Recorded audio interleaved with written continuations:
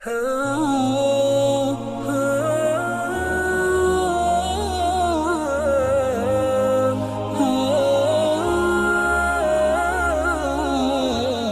Situation تھی۔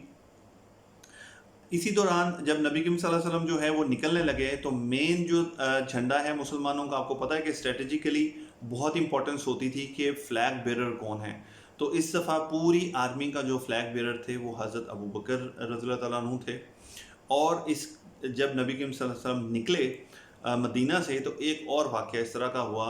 کہ جو منافقین تھے انہوں نے مسجد قباء کے پاس، جو کہ ایک شروع کی ایک مسجد تھی،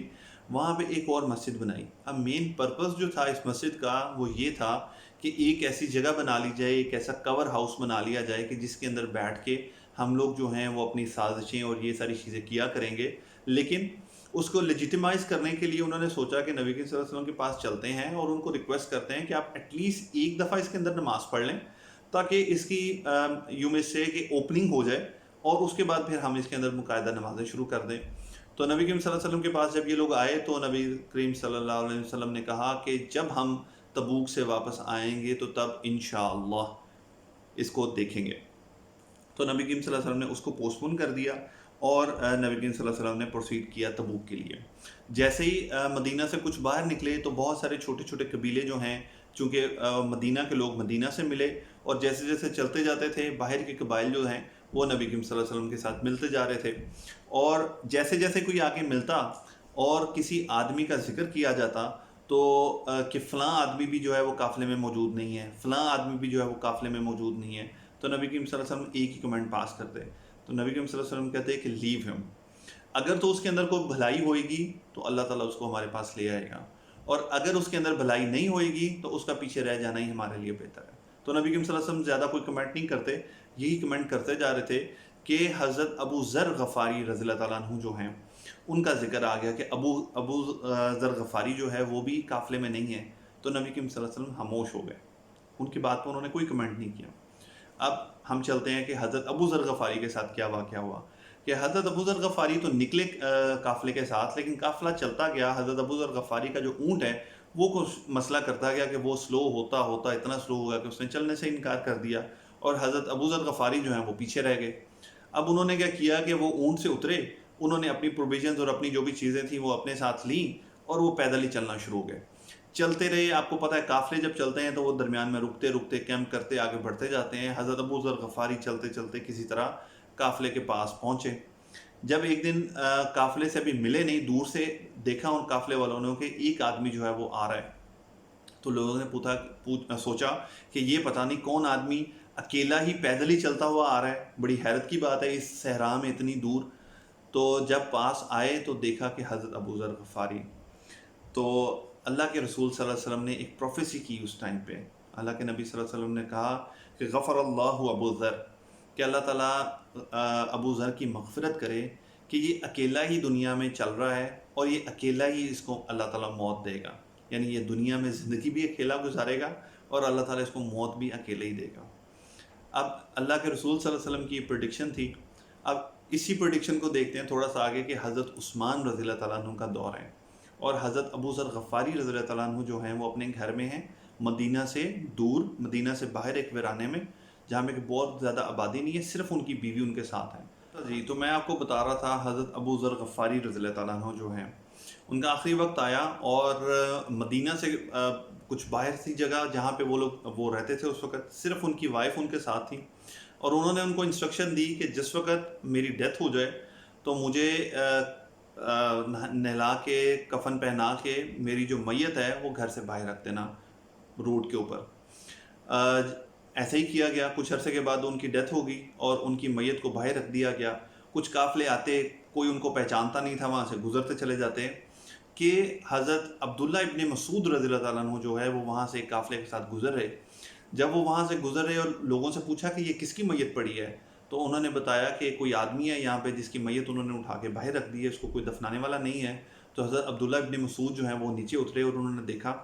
اور جب انہوں نے حضرت ابو ذر غفاری رضی اللہ تعالیٰ عنہ کو دیکھا تو انہوں نے بلند آواز میں کہا کہ صدق رسول اللہ صلی اللہ علیہ وسلم، کہ رسول اللہ صلی اللہ علیہ وسلم بالکل سچ کہا تھا۔ یہ ان کی پریڈکشن مجھے اچھی طرح یاد ہے کہ انہوں نے تبوک کے وقت میں کہا تھا کہ ابو ذر جو ہے وہ اکیلا ہی مرے گا اور اکیلا ہی زندگی گزارے گا. تو یہ دیکھیں کہ تبوک کے ٹائم میں اللہ کے رسول صلی اللہ علیہ وسلم نے پریڈکشن کی اور حضرت عثمان غنی کے دور میں جا کے یہ پریڈکشن پوری ہوئی. اینی ویز پھر ابو ذر غفاری جو ہیں وہ پھر قافلے کے ساتھ آ کے مل گئے. اب یہ قافلہ جیسے ہی پروسیڈ کی فردر تو تبوک کا ایریا جو ہے یہ سعودیہ کا وہ ایریا ہے کہ جس کے رستے میں آپ کا مدائن صالح بھی آتا ہے. مدائن صالح جس پہ کہ قوم عاد جو ہے وہ تھی اور وہاں پہ اللہ تعالیٰ نے اس کی جو ہیں باقیات وہ رکھی اور اس کو جہاں پہ تباہ اور برباد کر دیا گیا. تو جب وہاں سے مسلمانوں کے قافلہ گزرا اور لوگ وہاں سے گزرے تو مختلف لوگ جو ہیں وہ گھروں کے اندر اور وہاں پہ ان کے جو باقیات تھے کھنڈرات تھے ان کو دیکھنا شروع ہو گئے. تو نبی کریم صلی اللہ علیہ وسلم نے فرمایا اور ایون قرآن کے اندر یہ انسٹرکشن جو ہیں وہ آ گئیں. اللہ کے رسول اللہ نے ان کو نازل کیا کہ کسی بھی ایسی جگہ پہ جہاں پہ اللہ کا عذاب نازل ہوا ہو تم لوگ انٹر نہ ہو الا یہ کہ 2 کنڈیشنز لگا دی اس کے ساتھ کہ روتے ہوئے جاؤ اس میں، یعنی کہ دل کے اندر تمہارے اندر خوف اور تم لوگوں کے اندر دکھ ہو کہ کیسی قوم تھی جس نے یہ کر دیا، اور دوسری چیز یہ کہ تمہارے اندر اس چیز کا احساس جاگے کہ کہیں اللہ تعالیٰ ہمیں بھی اس قسم کے عذاب سے دوچار نہ کر دے اور اللہ تعالیٰ سے معافی مانگتے ہوئے تم لوگ اس کے اندر انٹر ہو. تو اس قسم کی کوئی رونز ہوتے ہیں، اگر اس قسم کے کھنڈرات ہوتے ہیں تو اللہ کے رسول صلی اللہ علیہ وسلم نے اور اللہ تعالیٰ نے اس کے اندر جانے سے منع تو نہیں کیا، لیکن اس کو پکنک سپاٹ بنانے سے تو منع کیا ہے کہ ہم لوگ جائیں اور وہاں پہ تصویریں کھینچیں اور پورا دن وہاں پہ سپینڈ کر کے فن ڈے کر کے واپس آئیں اور اللہ نے وہاں پہ اس قوم کو عذاب بھیجا ہو اور اس کو وہاں پہ تباہ و برباد کر دیا ہو. آج بھی بہت ساری جگہ ایسی ہیں، لیکن اگر ہم وہاں سے جا کے اور کسی قسم کی نصیحت اور سبق لے کے واپس نہ آئیں اور خالی اس کو انجوائمنٹ کا ذریعہ سمجھیں تو اللہ تعالیٰ جو ہے قرآن میں بار بار کہتے ہیں قُلْ سِیرُوا فِی الْأَرْضِ، آپ سیر کرو، نکلو زمین پہ اور دیکھو کہ اللہ تعالیٰ نے پہلے کی قوموں کے ساتھ کیا کر دیا تھا. وہ اس وجہ سے نہیں کیا تھا کہ اللہ تعالیٰ نے کہا تھا کہ یہ مختلف پکنک سپاٹس ہیں جہاں پہ جا کے آپ پکنک منا سکتے ہو. مقصد اللہ تعالیٰ کا یہ تھا کہ ان چیزوں کو دیکھو اور ان سے عبرت حاصل کرو. تو اس چیز کو جو ہے ان گائیڈ لائنس کو جو ہے وہ فالو کرنا چاہیے کہ جب بھی ہم کوئی اس قسم کی چیز کو وزٹ کر رہے ہوں. اس کے بعد آگے جب سفر شروع ہوتا ہے تو تھرو آؤٹ دا ٹریولنگ کوئی نہ کوئی نبی کریم صلی اللہ علیہ وسلم کی پریڈکشنز، نبی کریم صلی اللہ علیہ وسلم کی پروفیسیز، نبی کریم صلی اللہ علیہ وسلم کے میریکل جو ہیں وہ اللہ تعالیٰ مسلمانوں کو دکھاتے ہیں کہ ان کے ایمان جو ہیں وہ بوسٹ ہوتے ہیں. کیونکہ یہ اتنا بڑا سفر اور یہ جو غزوہ تھا یہ آخری غزوہ تھا جو کہ نبی کریم صلی اللہ علیہ وسلم اپنے اصحاب کے ساتھ تھے. یہ نبی کریم صلی اللہ علیہ وسلم کا آخری غزوہ تھا. اس کے بعد نبی کریم صلی اللہ علیہ وسلم کسی بھی غزوے میں خود نہیں نکلے اپنی زندگی میں. تو کچھ دن کے بعد صحابہ کہتے ہیں کہ ایک دن انتہائی سخت گرمی تھی اور کسی قسم کا کوئی پانی کا نشان و نشان ہمارے پاس نہیں تھا. ڈیزرٹ میں ہم لوگ تھے، گرم ہوا چل رہی تھی. تو ہم سارے اکٹھے ہو کے تنگ آ کے نبی کریم صلی اللہ علیہ وسلم کے پاس آئے اور ان سے درخواست کی کہ اللہ سے دعا کریں کہ بارش ہو جائے تاکہ ہم لوگوں کا یہ جو معاملہ ہے یہ تو کچھ بہتر ہو.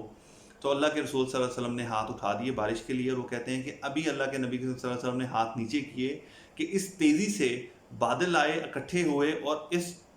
اتنی زیادہ بارش ہوئی کہ ہم سب نے پانی پیا. ہم نے اپنے اونٹوں کو، اپنے جانوروں کو پانی پلایا اور اس کے بعد جو چیز ہمارے پاس تھی اس کو ہم نے بھر لیا پانی سے اور ہم لوگ سارے کے سارے سیر ہو گئے کہ اللہ کے نبی صلی اللہ علیہ وسلم کی دعا سے اللہ تعالیٰ نے فوراً ان پہ بادل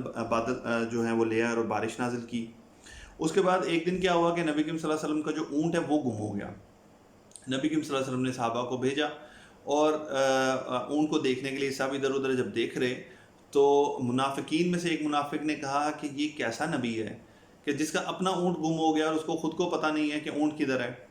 تو جب یہ بات جو ہے نبی کریم صلی اللہ علیہ وسلم کے علم میں آئی تو نبی کریم صلی اللہ علیہ وسلم اٹھے اور لوگوں کو کہا کہ فلاں جگہ پہ جاؤ، فلاں وادی ہے، اس کے اندر جھاڑیاں ہیں اور جھاڑیوں کے اندر جو اونٹ ہے اس کی گردن یا سینگ جو ہے وہ پھنس گیا ہے اور جا کے لے کے آؤ. اور وہ لوگ گئے اور جا کے واقعی انہوں نے دیکھا کہ اسی جگہ پہ وہ اونٹ تھا اور وہ پھنسا ہوا تھا اور وہ اس کو نکال کے لے آئے. اور اس وقت جو ہیں جو منافقین کے منہ بند ہوئے کہ اللہ کے نبی صلی اللہ علیہ وسلم جو ہیں ان کو اللہ کی طرف سے وحی آتی ہے. جب اللہ چاہے گا، جتنا چاہے گا، جس چیز کے بارے میں چاہے گا، اللہ کے رسول صلی اللہ علیہ وسلم پہ وحی آئے گی اور ان کو اس بات کا پتہ چلے گا. اللہ کے رسول صلی اللہ علیہ وسلم نے تو کبھی بھی یہ کلیم نہیں کیا تھا کہ میں غیب کا علم جانتا ہوں یا مجھے ہر چیز کا علم ہے اور میں ہر چیز جانتا ہوں. بے شک کہ وہ سب سے زیادہ جانتے تھے، ان سے زیادہ کسی کو علم نہیں دیا گیا، لیکن کتنا اور کب کب دیا گیا تھا، ہم کون ہیں اس کو میئر کرنے والے؟ تو یہ تو اللہ کا اور اس کے رسول کا معاملہ ہے کہ کب اللہ تعالیٰ ان کے اوپر جو ہے نازل کرتے اور کب جو ہے وہ ان کے اوپر چیزوں کو ریویل نہ کرتے۔ تو اس طرح سے اللہ تعالیٰ نے اپنے نبی صلی اللہ علیہ وسلم کا جو بات ہے اس کو پورا کیا، اور اسی ٹائم اللہ تعالیٰ نے وحی کے ذریعے ان کو بتا دیا کہ ان کا اونٹ کدھر ہے۔ ایک دن پھر نبی کریم صلی اللہ علیہ وسلم نے کہا کہ کل ایک ایسی آندھی اور تیز ہوا ہوگی کہ کوئی آدمی کھڑا نہ ہو اور کوئی آدمی اپنے خیمے سے نہ نکلے، تم لوگوں کے لیے عافیت اسی میں رہے گی کہ تم سب لوگ بیٹھے رہو اور اپنی اپنی جگہوں پہ جم کے رہو، کل کا دن اٹھنے کے لیے اور باہر نکلنے کے لیے نہیں ہوگا۔ اور اگلے دن ایسا ہی ہوا کہ بہت تیز جو ہے وہ ہوا چلنا شروع ہوئی، اور ایک آدمی جو ہے وہ میرا خیال ہے کوئی ہم لوگوں میں سے ہوئے گا کہ ذرا میں چیک تو کروں باہر ہو کیا رہا ہے، تو وہ اٹھا اور ہوا نے اس کو اٹھا کے دور جا کے پھینکا، اور اس کے بعد جو ہیں وہ سارے کے سارے اپنی جگہ پہ جمے رہے۔ اور یہ بھی اللہ کے نبی صلی اللہ علیہ وسلم کی ایک پریڈکشن اور ایک ان کا جو ہے وہ آپ کہہ لیں پروفیسی تھی جو کہ پوری ہوئی۔ تو ٹائم ٹو ٹائم آپ دیکھیں کہ اللہ کے رسول صلی اللہ علیہ وسلم کو کبھی بھی اللہ تعالیٰ نے اس طرح کے معجزات نہیں دیے کہ جس طرح سے اس سے پہلے کے رسولوں کا تھا، کہ پہلے کے رسولوں کو بہت سارے معجزات اس قسم کے دیے کہ مردوں کو زندہ کر دینا اور پرندوں کو بنا کے اڑا دینا۔ نبی کریم صلی اللہ علیہ وسلم کے پاس جو معجزہ، جس کو وہ معجزہ کلیم کرتے تھے، جس کو دکھا کے یا جس کی بیسس کے اوپر وہ ایمان لانے کی دعوت دیتے تھے، وہ صرف اور صرف قرآن تھا۔ لیکن یہ چھوٹی چھوٹی کرامات اور یہ چھوٹے چھوٹے معجزے اور یہ پروفیسیز جو ہیں وہ اللہ کے رسول صلی اللہ علیہ وسلم وقتاً فوقتاً اللہ کی طرف سے ہمیں بتاتے ضرور رہتے، اور شاید کہ یہ آخری ٹریولنگ تھی کہ جو لوگ سب سے زیادہ وٹنس کرنے والے نبی کریم صلی اللہ علیہ وسلم کے ساتھ تھے، ان کو ایمان کو جو ہے اسٹرینتھن کرنے کے لیے اللہ نے اوپر نیچے اتنی ساری یہ فزیکل جو چیزیں ہیں یہ بھی دکھائیں ان کو۔ اور آگے جو جا کے تبوک کے مقام پہ جب نبی کریم صلی اللہ علیہ وسلم پہنچتے ہیں تو وہاں پہ ایک کنواں ہوتا ہے۔ نبی کریم صلی اللہ علیہ وسلم جو ہیں وہ انسٹرکٹ کرتے ہیں کہ جب تم لوگ وہاں پہ پہنچو تو جب تک میں نہ آ جاؤں تم لوگوں میں سے کوئی بھی کنویں میں سے پانی نہ پیے۔ کچھ لوگ جو ہیں وہ آگے بڑھتے ہیں، جا کے نبی کریم صلی اللہ علیہ وسلم کے آنے سے پہلے ہی پی لیتے ہیں تھوڑا بہت پانی۔ خیر نبی کریم صلی اللہ علیہ وسلم جب پہنچتے ہیں تو وہ پوچھتے ہیں لوگوں سے، کچھ بتایا جاتا ہے کہ انہوں نے پی لیا۔ بہرحال نبی کریم صلی اللہ علیہ وسلم کہتے ہیں میں نے تم لوگوں کو منع کیا تھا کہ اس میں سے تم نے پانی نہیں پینا۔ اب اس کے اندر بالکل تھوڑا سا پانی رہ جاتا ہے، نبی کریم صلی اللہ علیہ وسلم اس پانی سے وضو کرتے ہیں، ہاتھ منہ دھوتے ہیں، اور وہ پانی جو ہے وہ واپس اسی کنویں میں ڈال دیتے ہیں، اور وہ کنواں جو خشک ہو گیا ہوتا ہے بالکل، اور اس کے اندر سے پانی جو ہے وہ ابلنا شروع ہو جاتا ہے، وہ پھر سے فریش ہو جاتا ہے، پھر سے اس کے اندر پورا کا پورا پانی بھر جاتا ہے۔ اور حضرت محمد صلی اللہ علیہ وسلم جو ہیں وہ حضرت سعد ہوتے ہیں وہاں پہ قریب، ان کو کہتے ہیں کہ سعد اگر تمہیں اللہ نے زندگی دی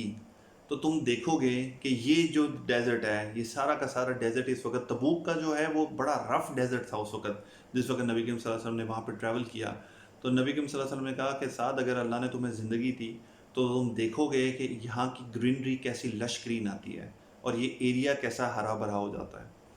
اور سبحان اللہ، اللہ کے نبی صلی اللہ علیہ وسلم کی جو پریڈکشن ہے، آج آپ جا کے سرچ کریں تبوک کو، تبوک کی امیجز کو اٹھائیں ذرا انٹرنیٹ سے، تو آپ کو ایسا لگے گا کہ جیسے کوئی یورپ کا ایریا ہے، اتنی گرینری ہے وہاں پہ۔ اور اللہ کے نبی صلی اللہ علیہ وسلم نے اس وقت وہاں پہ کھڑے ہو کے اس کے بارے میں پریڈکشن کی کہ جس وقت پورا کا پورا ڈیزرٹ تھا۔ تو ان پروفیسیز میں سے کچھ پروفیسیز جو ہیں وہ میں نے اس میں مینشن کر دیں، کچھ آیات وہاں پہ نازل ہوئیں۔ نبی کریم صلی اللہ علیہ وسلم نے تبوک میں جا کے 20 راتیں جو ہیں وہ اسٹے کیا، اینڈ دا آئرنی از کہ یہ سارا کا سارا سفر، یہ تیاری، یہ اتنا لمبا مشکل ٹائم اور سب کچھ گزارنے کے بعد جب پہنچے تو رومنز مقابلے کے لیے آئے نہیں۔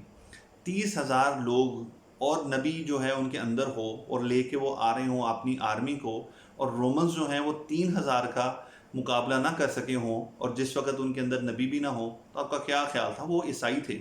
وہ نبیوں کو، کتابوں کو، اللہ کو سب جانتے تھے، ایمان نہیں لاتے تو الگ بات ہے، لیکن وہ لوگ مقابلے پہ ہی نہیں آئے۔ نبی کریم صلی اللہ علیہ وسلم نے 20 راتیں وہاں پہ تبوک میں اسٹے کیا۔ جو قریب کے قبیلے تھے ان کے ساتھ جزیہ کے اوپر ان کے ساتھ معاہدے کیے کہ نبی کریم صلی اللہ علیہ وسلم جو ہیں وہ انڈر مسلم رول رہیں گے، اور جو مسلمس ہیں وہ ان کی حفاظت کریں گے، اور اس کے بدلے میں وہ جزیہ جو ہے وہ پے کریں گے۔ کچھ جو قبیلے تھے جنہوں نے رومنز کا ساتھ دیا تھا لاسٹ ٹائم، حضرت خالد بن ولید کو بیچ کے نبی کریم صلی اللہ علیہ وسلم نے ان کو ٹیکل ڈاؤن کیا، اور اس کے بعد نبی کریم صلی اللہ علیہ وسلم جو ہیں وہ واپس مدینہ کی طرف آ گئے۔ جب واپس مدینہ پہنچے نبی کریم صلی اللہ علیہ وسلم تو اللہ تعالیٰ نے ان پہ چند آیتیں نازل کی، جس مسجد کے بارے میں اللہ کے رسول صلی اللہ علیہ وسلم کو منافقین نے کہا کہ آپ یہاں پہ آ کے نماز پڑھیں، اس مسجد کے بارے میں اللہ نے آیتیں نازل کی. اور جو منافقین کا سردار تھا عبداللہ ابن ابی، اس کے بارے میں بھی پھر کل انشاءاللہ ہم لوگ اس کو کنٹینیو کریں گے، اور اسپیشلی ان 3 صحابہ کے بارے میں جو کہ اس غزوے سے پیچھے رہ گئے، جو کہ اس کے اندر شامل نہیں ہو سکے، and they was not having any legitimate excuse. ان کے پاس کوئی شرعی عذر نہیں تھا اس کے لیے. اور وہ جب واپس نبی کریم صلی اللہ علیہ وسلم وہاں پہ پہنچتے ہیں تو وہ باقاعدہ اس چیز کا جو ہے وہ ایڈمٹ کرتے ہیں کہ ہم لوگ وداؤٹ اینی ایکسکیوز آپ کے ساتھ شامل نہیں ہوئے تھے. اور ان کا ایک معاملہ جو ہے وہ بھی بڑا انٹرسٹنگ ہے اور بڑا ڈیٹیل کے اندر ہمیں حدیثوں کی کتابوں میں ملتا ہے. تو انشاءاللہ کل پھر ہم اس کو ڈسکس کریں گے. And this was the last غزوہ جس کے اندر نبی کریم صلی اللہ علیہ وسلم نے خود شرکت کی. اس کے بعد نبی کریم صلی اللہ علیہ وسلم جو ہے کسی بھی غزوے میں اپنی زندگی میں شامل نہیں ہوئے. سو انٹل ٹمارو انشاءاللہ ول میٹ اگین. السلام علیکم ورحمۃ اللہ وبرکاتہ.